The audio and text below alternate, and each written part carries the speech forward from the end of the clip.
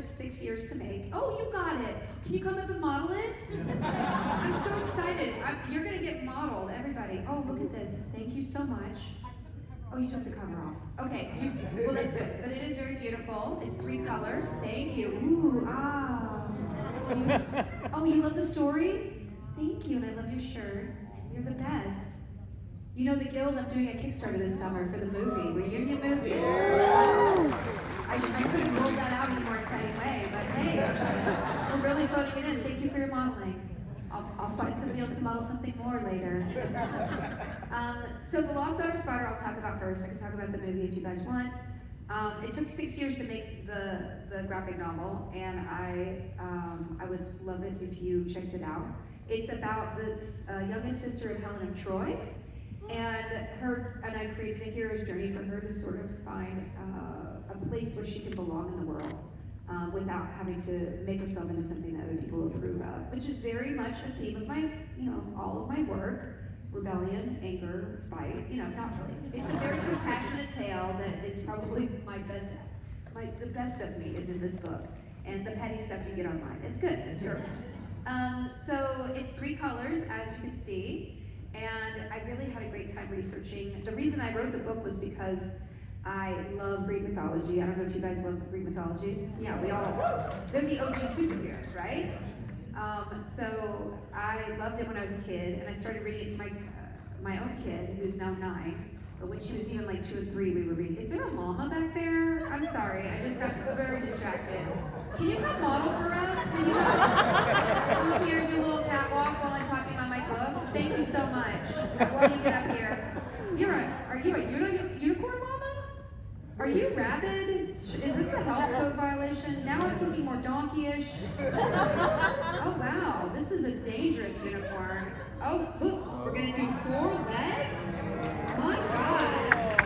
Anybody thank you so much for blessing my, oh, we got you up here, right? Take pictures, post it, you're the best. Fantastic. This is true product placement. Never seen that before. The Lost Daughter of Sparta and a demonic unicorn with one of the nicest strokes I've ever seen. Look at this guy. You do not have to be a virgin to ride this guy. Thank you so much. Let's get a round of applause. Thank you. Man, that's nasty. I love it. And the eyes glow. Oh, damn, that's great. I gotta get a picture later. Lost Daughters. It's a heartwarming feminist tale. It really is. I wrote it when COVID hit, and I was kind of like giving myself permission to write something I didn't think Hollywood would ever care about. If they ever optioned it, that would be nice, but I don't actually expect it or want it because, I definitely will not say no because I do have a child and I live in Southern California. All of us, right? It's pricey here. Why is pizza $30? I don't understand it. Cute, yes, right? So I wrote it because it was just something I felt really strongly about, and I overcame all my fears about creating something that wasn't exactly on brand or whatever that Hollywood wouldn't approve of or option or make into something else. And it was really a wonderful journey because that's what kind of inspired me to go back to the Guild and kind of do a movie, because I'm like, I don't need Hollywood, all my best work is what you guys support, not what Hollywood approves of. So that's my thank you to you guys for just being you. So thank you for giving you a round of applause. So I just went on a book tour, and I will say that I signed a lot of books, and I made many 12-year-olds cry. So if you have a 12-year-old in your life or a 13-year-old teenager, it's very appropriate for 13 and up, but I meant it to be just like Hercules or Heracles' journey. It's for all ages, and it has a lot of heart, and that's it. If you guys want to ask me questions, we're going to do mostly Q&A because most of you know better than me. So if you just line up, ask some questions. If you want to model something, you can pitch it into the mic. If I approve it, I will approve it. But if not, you don't get to model, okay? This catwalk is only for the best for my needs right now. Oh, I love your Grecian outfit. Can we have a modeling session? I love it. It's very on point. It's very much Lost Daughter of Sparta. We have 2 wonderful, you have 2 goddesses. Great. We have beautiful cosplay here. Amazing. I love it. Absolutely gorgeous. chiton. Isn't it called a chiton? I don't know. I don't know how to pronounce those Greek things, but thank God I did my research for my book, so when I did an actual Greek mythology podcast, I did, bite it. They didn't make fun of me. They were very polite. Okay, great. We have a question.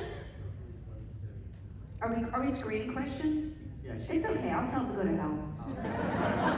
Hi. Hi. I actually grew up on Hercules, Kevin Sorbo's Hercules Legendary Journey. Very accurate. Yeah. I actually thought it was. Other than Hercules himself, I thought the stories were actually pretty accurate. Yeah.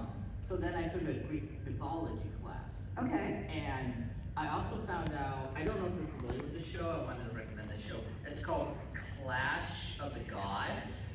It was on History Channel. I didn't watch that, no. Clash of the Titans, I've seen both versions. Yeah, right? Actually, that was the first movie I ever showed my daughter. It's a weird choice. If you want accurate, it's called Clash of the Gods. It's Okay. on History Channel, and it goes through different gods of the mythology, and it shows, and it gives... I love that. Thank you for that recommendation. Thank you. Oh, is that it? You just want to recommend it? So you basically did sort of like a virtual power. You were just showing off the game. Okay. I will say the mythology resources online are so deep and so fantastic. There's so many wonderful YouTube channels that dive in awe-inspiring ways. And you would never think there's the depth that there is. Like, you can get so nerdy about mythology. Like, yeah, right? You can get very nerdy, which is my favorite thing. I actually wrote my book because I had such insomnia. My daughter tried to kill me when she was young. She would not sleep. Every 2 hours, she would wake up and need me, and I love her. But I will hold that over her for the rest of her life, because she broke her mother's brain. And even after she started sleeping through the night at 2, I couldn't sleep for like a year and a half. I had to go on Lexapro, which was, thank you for inventing SSRIs, thank you very much. That was the only thing that really helped me actually calm down enough to sleep. But because I was so high strung and there were all these things going in my brain that were not working right, the only thing I could do was read the most boring, quote unquote, but interesting, because the Greek mythology isn't like, oh, what's gonna happen, that kind of thing. So, but it isn't like snore like a lot of the physics I track. No offense, but it was like I needed a halfway point. So that's what Greek mythology did for me. And a lot of the times I would just get free things and put them on my Kindle, public domain stuff. And then I would Wikipedia my way, like 25 layers deep. Like, who's this family? Who's he related to? What happened to this character? And that's how I found my character, Felicia. She actually exists in the lore in one random line. That's it. She, the daughters of Tyndareus were these. And then it's something about Felicia and Artemis. And I was like, wait, what? And there's nothing else on this character in existence. So, or that survived. Obviously there were stories about her, right? But they didn't survive. So I saw this heroic character and I was like, she's the story. And it was very much at a time when I was reading with my daughter all the myths and all the fairy tales, especially the fairy tales where the princess is given to the king or given to the prince, and I just hated it so much. And you can only call it out until, my kid's like, Mama, I get it. You shouldn't just be given as a gift as a lady. And I'm like, great, but let me tell you again. Do not wake up and kiss the first person you see and marry them. Also, no one should kiss you when you're sleeping. That's not okay. So I did want to write this journey of this girl, kind of going from zero to the world with this curse on her face. She has a port wine stain on her face, so it makes her cursed to everybody. And her quest to sort of redeem herself, to make herself useful in her parents' eyes, leads her to finally understanding, I'm not going to spoil the book, but just valuing herself and not wanting to change herself for other people, which I think is like a universal for all of us, right? Especially if you've ever felt outcast. I mean, we're all geeks and nerds, so we kind of probably have been in the corner a couple times in our lives. And that sort of, I just wanted to write a story that would inspire people. And again, I made several 12-year-olds cry on my book tour, so I did a good job. Anyway, next question. Hi. I was just wondering, how was it like acting on like Buffy the Vampire Slayer? Like it's from a long time ago. Did that influence your career afterwards? Yeah, that's a really good question. Who was disappointed about the Buffy show getting canceled? Yeah. I know. I I see a lot of Jane hats in the room too. Are we having some excitement on the Firefly side of things? Yeah, okay, so the demo is clear here. I was really excited about the Buffy reboot. I know that the showrunners actually wrote on Agents of S.H.I.E.L.D. I'm really good friends with the showrunners of Agents of S.H.I.E.L.D. who are also the writers on Dr. Horrible, and so it's all a very small world of, nerd actors and creators and stuff. And I actually, right after the pilot was shot, I saw one of the showrunners at a party, and she was so excited about it, and she said, everything looks great, and would you be willing to come back? Because she wants everybody to come back a little bit, right? And so I think, I heard a couple of other actors that had conversations with them. I know, are you okay? No. You don't have to model, okay? Yeah, it was, listen, it's all out of our control, and it's very big money decisions happening, and so I didn't see the pilot. I can only know that I'm sure they did the best they could, and business is business, and that's why I do what I do on my own, because A, I'm never gonna kill myself off, and B, I'll make things at whatever budget I can. So, they said they're gonna redevelop it, who knows what'll happen, but we can always just have that in our hearts. My time on Buffy was literally the most formative time in my life. It was 2004, I think, but I look so good. So long ago.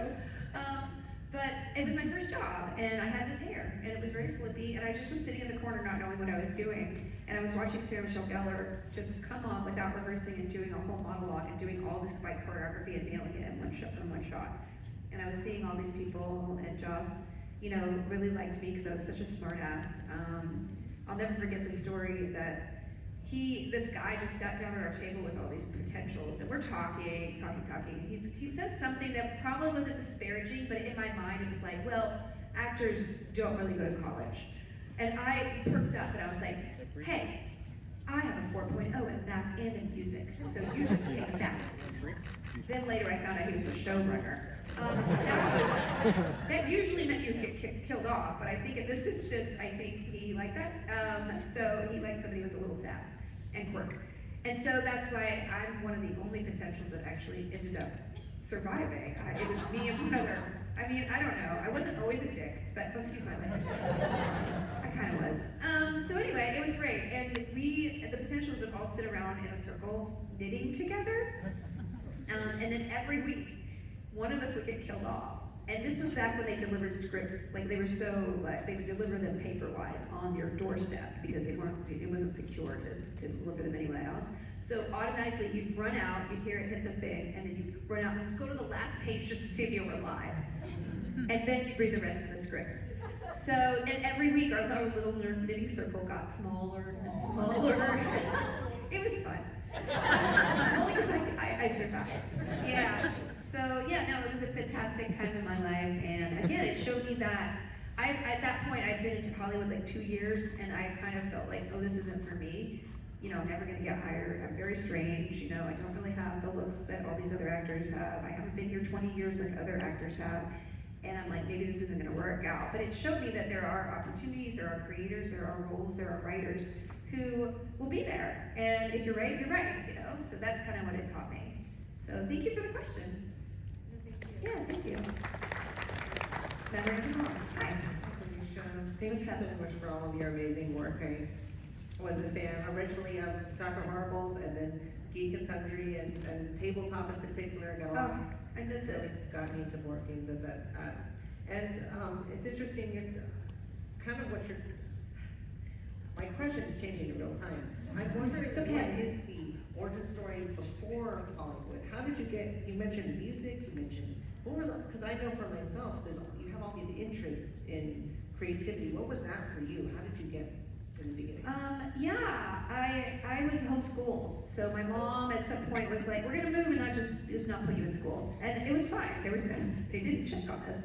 A little scary a little bit, but my mom would just kind of unschool us. So really, we were not educated in any structured way whatsoever. We had an English tutor, and then I would go to classes, like ballet class, and I'd do community theater, and I'd have violin class. And I was at home all day, just bored. I would read so many books, and I did my own math because I really like math, and I'd do some art sometimes, and it was literally just whatever I wanted. I won't say that it was was the best education because I didn't get out of the house at all, and I never had a party or a sleepover or a friendship. Like, it was very isolating. Yeah, you know, just all those things. Oh, you're crying for me. You know, I've done that in therapy, it's fine. But I will say that I have a lot of skills and interests, and I was taught, and this is the one thing that is the most important thing for my daughter, because I've moved her school like 3 or 4 times now, and she's 9. Yeah, she's not homeschooled because I was homeschooled. No, dude. Okay, so I'll tell you a story. This has really activated me because this just happened. Well, I just had a very isolated childhood, and I thought I was an adult in my head, and I didn't have any perspective about it. So when I got to college at 16, and I was also a little prodigy there, I was in this, you know, the music building. So it was really a wake-up call to come to Hollywood. And if you want, I'm not trying to push my book, but they do have signed copies of my autobiography down there at 154. So if you want to get it and read it, it's very detailed on. It's a little nicer. It's not like as bitter as it could be, but at the same time, you know, everybody's got problems when they grow up, right? And like for my daughter, she's not homeschooled for a lot of reasons. She's an only kid because God forbid to have another child. And no offense to any parents of multi-children, but like one is fine. I would have had another. I had them all on ice, but my kid was like, no more babies in this house, mama. At 2, and I'm like, great, we're gonna go with that. And then I asked her again at 3 and 4 and 5. At 5, I was like, okay, good, we're out. I didn't really, because I had no desire. She's great. Listen, a family sits in one row and coach. It works, you know? Anywho, what was I saying? So my daughter, the one thing I think that my upbringing gave me that other people don't have as much, and this is no function of anybody at all. I think the love of learning things, and I think that's just inherent in every child, and the way that school structures a lot of things, the way that people pressure kids to do grades. You know, I think that when you're taught to perform and or achieve external things for other people, you don't have the capacity or the space to develop your own interests, right? And drive yourself. And those intrinsic interests, I think, are the most important in our life, right? And we kind of have to get back to that. We have to like uncover who we are with this trowel, kind of digging all this, you know, stuff that's put over our true selves in life. And that's kind of why I wrote The Lost Daughter of Sparta. This girl grew up in a mountain, far from everybody, and she has this mark on her face, so she really was lonely her whole life, right? And when she gets into a world where she thinks she can be useful, she wants to do anything to be used. But well, she thinks it's love, right? And so I felt that a lot when I was a kid. When I got into Hollywood, and I'm like, what can I change myself? How can I change myself to be what you need me to be? And I'm like, well, that's the opposite of what we should be doing. So that's something I really try to encourage with my kid, and to love learning. And so I've changed schools a couple times because I'm like, I don't think you're interested in this, right? And yes, you gotta do crap you don't like. I mean, that's it. I'm sorry you have to read Esperanza Rising. You can't even imagine the last 3 months of my life trying to get her to read this book. But I'm like, you learn something about yourself, and you have to do this, but you can also pick to do D&D as elective, or ornithology, or whatever. So, long story short, I grew up really weird, my child is weird, but at the end of the day, our weirdness is our superpower, and I think, you know, whatever you can do to uncover those and express those in the world, I think is where at least I believe that we find our best happiness. So, anyway, thank you for the question. Thank you. Hi. Oh, the button lady, hi. You asked for a model. I did. Look at you, I love it. Please do, you can do a little, look at it. This is the superhero cape. I wanted to know what your daughter's favorite superhero was, and then I might have it. Oh, well, you're not. I just uploaded a lot of Instagram photos about my daughter's new obsession is pigeons. I know. Listen, I asked her, I was like, would you like me to get you a dragon? Would you like me to get you Wonder Woman? Would you like to get, I know, you have them all. The button lady has all, except pigeons. So I found I found one vendor that had a pigeon pin, and then I found another vendor her name means pigeon in Armenian. She had no pigeon things. She had like a woodpecker, and I was like, listen, your name on the front is your name, the pigeon. I don't know what to tell you right here for marketing right now. Please, next year, have pigeon stuff. So I'm really hoping she branches out with my peer pressure. I did buy one thing from her. So I'm sorry. All she wants is pigeons. But this is gorgeous. Please do a walk. The button lady is famous. This is a famous individual. I got in touch with her since 2005, right after Buffy. Anyway, I don't know how, this is a workout right here. This is like a weighted vest, but cooler. Anyway, thank you. Okay, hi. Hello. Hi. Also, I want to say congrats on your daughter for destroying her DM. She was DMing. She did. My daughter DM'd and she, yeah, thank you. She was really excited about it. Her whole goal was to kill the party. And I felt really bad for these people until I saw her loving research in monsters. I'm like, well, who else can we put in here? A beholder? Evidently the beholder was the deciding factor to wipe the holder, okay? That's my daughter. Sweet. Yeah, it was cute. Yeah. I heard you're working on the Guild musical, I guess? Is that what Yes. you're working on? Yes, so next year, the Guild is 20 years old. It's the 20th anniversary. I know, it's great. So my whole plot the last several years has to like put the pieces in place to be able to celebrate the 20th as big as I can. I mean, my ideal life is that we're doing the play in London next fall. We're premiering the movie at Comic-Con next year. That's my dream. We'll see. Like, we'll have to raise a lot of money. I mean, unfortunately, movies are very expensive, and things are much more expensive than when we shot in 2012, especially since we don't have like our homes to shoot anymore. So we'll see. I'm really excited about the crowdfunding because I'm gonna be as transparent as possible, like showing everybody where every dollar goes, why it is expensive to do film, and hopefully encourages other people to do more film crowdfunding, because all I know is frustrated creative people in Hollywood. And I think we all just want to see more from people we love, not just having to work through the Hollywood system to be able to get things made when they're being vetoed because the parent company, makes washers, and that's not gonna, in the algorithm or the AI they put it in or whatever, it's not gonna make as much money as if they make another sequel to something that we see over and over again. So, yeah, I'm excited. Did you have a question about the musical? Are you singing? I did sing in it. Yeah, you did? Okay, Yeah, sorry. we did an online thing. Did anybody watch it last year, the online musical? We did. Oh, we have one? You were in person. Yes, you came and gave me a bunch of buttons. Yes, she was there.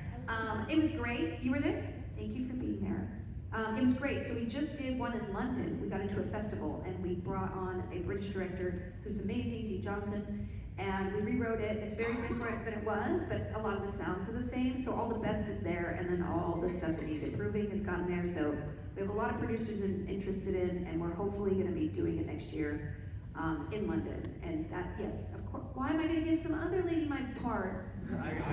I mean, British people are great, but I want to play my part, Thank you. Thank you so much. Thank you. I love your outfit. Thank you. Hi. Hello. My question is, since you are an actress, writer, singer, you're working on new books, working on a film project, and you're raising your daughter, how do you manage your different career plans while continuing to influence your daughter to stay on the right path, to stay out of trouble, and to stay focused on the right career that you're influencing her to stay focused on? That's really good. Yeah. So how do I do everything, all my stupid hybrids, hyphens, all my hyphens, and also stay, be a good parent, right? It's hard. Being a parent is really, really tough. And I am writing a new autobiography, and a lot of that is in there. And it's just, it's painful to let go of the things you have to let go of, to be a good parent and make space for a kid who just enters the world and knows nothing. They're very dumb, these these very small children do not know anything. But the privilege is that you get to help them figure out who they are. Because they're born, I think everybody who knows a kid, when you see them later and then you think back at them as an infant, you're like, oh yeah, that was who they were. But they're kind of finding it, they're like emerging and finding themselves. And even though it's the hardest thing in the world, being a good parent, especially to when they're young and frustrating and don't know rules and don't listen to you and do things that are almost, like don't pull that iron on your head, like all the things that scare you, it's just really, really tough. So, yeah, I'm always trying to be conscious of modeling. And I think, even though I say it's really, really hard, the best thing I ever did was have a kid, because I learned that in parenting her and trying to do the right thing for her all the time, I wasn't doing that for myself most of the time. I was always putting myself in situations where I was being taken advantage of, or overworking, or giving my time away. And so she kind of made me take care of myself better. And that, in turn, makes me a better mom. And so I think it's like this beautiful cycle of self-care and self-acknowledgement and support that I didn't really have in my life before that. And yeah, it's really hard to do 17 different, careers, and I certainly probably never went as far as I could, or will have gone as far as I could if I stayed in one lane, but that's just my brain. And again, that's one of the things I was frustrated with earlier in my life. It's like, can you not pick a lane, please? Like, just pick a subject, pick a lane, pick up any format, and like, I don't want to. That's not how my brain works. That's not how I get bored if I mean, Geek and Sundry, I loved it. It was a requirement I would not go to the office, because being in an office sapped my soul of all life. Even my own office, right? So I think, again, life is like a quest to get to know yourself, right? And the earlier you can do that, the better off you are, because you can be on whatever track it is that you want to. But sometimes people come to it late in life, like I did. I kind of knew who I was, but I didn't know how to prioritize myself, right? Or accept myself for who I was. I mean, on the outside it was there, but like, I'm just not going to be one of those people who outlines perfectly and writes a script out that way, And it took me so many years to not be angry at myself that I couldn't operate like that, or read one of these screenplay books and be like, well, this isn't working for me. Obviously, you're just not a writer. That's wrong. You have a process. You just have to figure it out and embrace your process and embrace the way you work best. And sometimes it's going to just take a lot of work to figure out you, but you're worth every second of work. And that's, I don't know, I don't know why it's so simple and yet so hard. Now I can create and write, and it's not so agonizing. Because again, I've solely focused on allowing and encouraging my daughter to explore the world and choose paths for herself as much as she can being a kid, right? And that spirit turned on me like was a revolution. So anyway, I don't know, do you have a kid? Is that why you're asking? I don't, very much like it. You'd like to? Oh, you know what? Kudos for taking notes and asking questions before you even have a kid. That's incredible. Yeah, man, somebody would be very lucky to reproduce with you. I'm available for reproduction right here. Thank you so much. Listen, hey. Can you add kids to your, Huh? can you add kids to your, Oh, your list? to my list of things? If you want to get on the, yeah, you can go ahead and parade yourself. No, you don't. That was a different wristband that I. It's a different wristband, absolutely. I love this outfit on you. Thank you so much. Amazing. Is that your real mullet? I can be. Oh. I don't want it. I was also a huge Geek and Sundry fan. I love Thank the you. Geek and Sundry vlogs, all of the tabletop shows. I'm still waiting for a second season of Titans Grade. Oh. If we can get around to that, let's talk to Will. Let's see what we can have happen. That's an IP ownage thing, and that's why I own the guild. I own the guild outright. Nobody has any part of that. But that being said, speaking of Will and Geek and Sundry, I really want to know what you think right about now Dr. Hannah the Zombie is up to. Oh my god, I just had lunch with Will. I posted a picture. He made me eat pastrami, which I've never eaten before, and it was so good. Oh my god, so fatty and rich and salty and delicious, and the rye bread was so soft, and I put mustard on it, and I'm like, is this my favorite sandwich? We were actually just talking about Dr. Hannah. We were, because for some reason I was doing like a Throwback Thursday, and I had edited like a little piece of Dr. Hannah, and I was like, I remember distinctly wanting to do a spin-off. I promise you, I wanted to do a spin-off web series of Dr. Hannah just in that small office, and Jeff Lewis playing zombie Dr. Hannah, trying to make an egg salad sandwich. If nobody's watched this episode, you have no idea what I'm talking about. But anyway, it was like a little role play that we invented when we were playing. That Last Night on Earth, right? Last Night on Earth. Last Night on Earth. Watching Will Wheaton's soul die every time He hated brought me. Dr. Hannah. Oh, so good. Just, finding time in the medical labs. Yeah. Isn't it fun to torture your friends around a board game? It really is the That's best. the real point. I That's the know. secret point. Yeah, I think of all the things I miss at Geek and Sundry. I left that company when my daughter was born, just because it was just physically and mentally just not good for me, a fit. But I don't want to go into any more of that. But just having a baby is very shattering to your world. But that is the biggest regret, because I love tabletop, and when I take my daughter to our friendly local game store, we buy so many, you know, boxes, and like, I have to read the manual, and it pisses me off so bad. And I'm just like, oh, why didn't we have just a tabletop thing? So I learned this with the video, so it's okay. You know, I mean, it would be cool to do something like that again, but I'm just gonna focus on the movie, and we'll do some other things later, so. Thanks for bringing back the spirit, thank you. Dr. Hannah, egg salad sandwich. Hi.